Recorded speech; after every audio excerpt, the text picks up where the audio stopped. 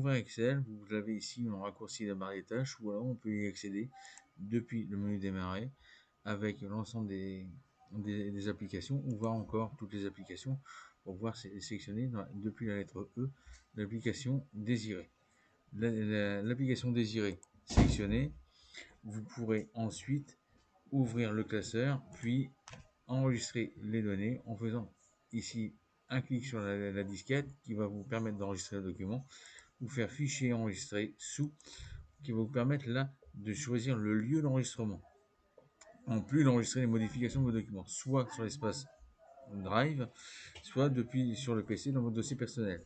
Pour ça, vous cliquez sur Parcourir et vous allez donc parcourir l'arborescence depuis le dossier Mes documents.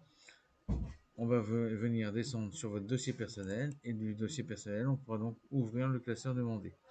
Le classeur est au format XLX et donc c'est le format Excel. S'il ne fallait au format PDF, on verrait prendre le format PDF ici. En laissant cela, on pourra donc sélectionner le nom du classeur, puis cliquer sur Enregistrer. On fera ensuite la saisie des données. Par exemple, si nous avons besoin de saisir toutes ces données-là, les données de ce classeur seraient directement là. Et donc, pour modifier et pour enregistrer les modifications de ce classeur, on a juste à cliquer sur la disquette. Notez que lorsqu'on a cliqué sur Enregistrer sous, le document a pris nom, le nom du classeur s'appelle maintenant pas à pas le nom qu'on va donner à notre classeur. Le fait de fermer ce classeur-là va nous permettre donc de fermer non pas le classeur au complet, puisque vous voyez que ici j'ai bien les données d'un autre sujet.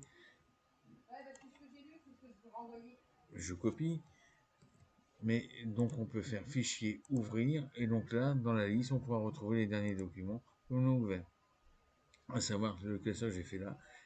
Donc on peut ici renommer l'onglet en sujet 1. Pour cela, deux possibilités: soit je fais un double clic dans la zone, ou je fais un clic droit sur la liste qui est ici, et donc là je peux prendre renommer. Je vais faire la même chose pour le nouvel onglet. Je pourrais faire ici pour faire le renommer, et donc je pourrais mettre ici sujet 2,